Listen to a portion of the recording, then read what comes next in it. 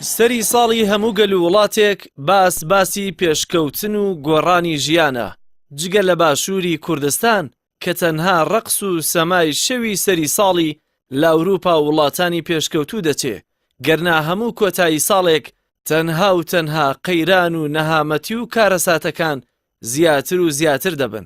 ئاخر لە سایەی تاقمێک بازرگانی بەناو سیاسی کە حکمی وڵاتەکەن هەر گەنجە و دەبێتە قوربانی قەیرانی دەستکردەکانی ئەوان یان لە دوی ژیانێکی شایستا نیشتیمان بۆ ئەوان جێدەهێڵێت.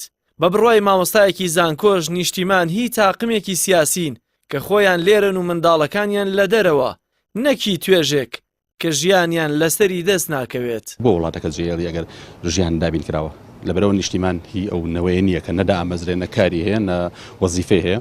نیشتیمان هی نخبەیەکی سیاسیەکە خۆی لێرێ و مناڵەکانی لێرە نین لە هیچ زانکۆیەکی ئەم وڵاتە ناخوێنن و نەخۆشی شەکەون لە دەرەوە چارەسەریان بۆ کرێ.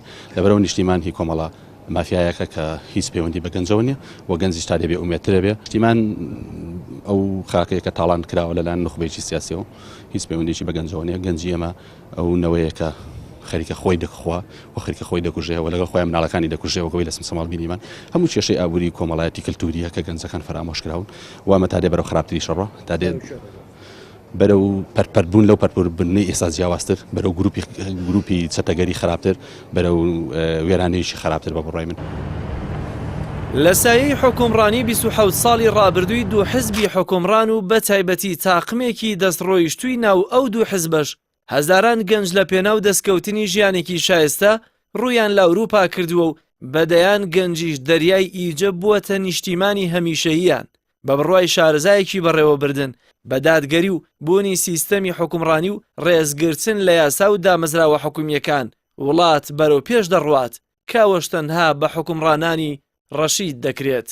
خەربەداخەوە ئێمە لە هەرێمی کوردستانە بە شێوەیەکی گشتی موەسساتی دەوڵەتیمان نییە و ئەو موەسساتانی هەمانن کە ڕاستی لاوازن و دەیان هۆکار بووەتەوە ئەوەی کە ناتوان وەزیفەکانی خۆیان جێبەجێ بکەن. حکوومەتی ڕەشید ئەتوانێت بە باشترین شێوە سامانی مادی و مرۆیی لە وڵاتەکە ئاراستە بکە بە ئاراستەی دروستکردنی ئینسان بە ئاراستەی دروستکردنی وڵات بە ئاراستەی گەشانەوە بە ئاراستەی بوژانەوە کە خاڵی یەکەمی عەدالەتە خاڵی دووەمی بوونی سیستەمە خاڵی سێمی ڕێزگرتنی یاسا و دامەزراوەیە.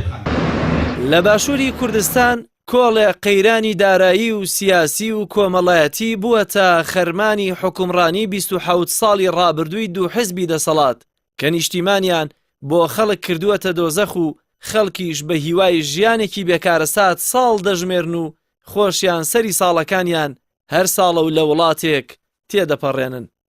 جەلال محەممەد، کەناڵی ئاسمانی پەیام، سلێمانی.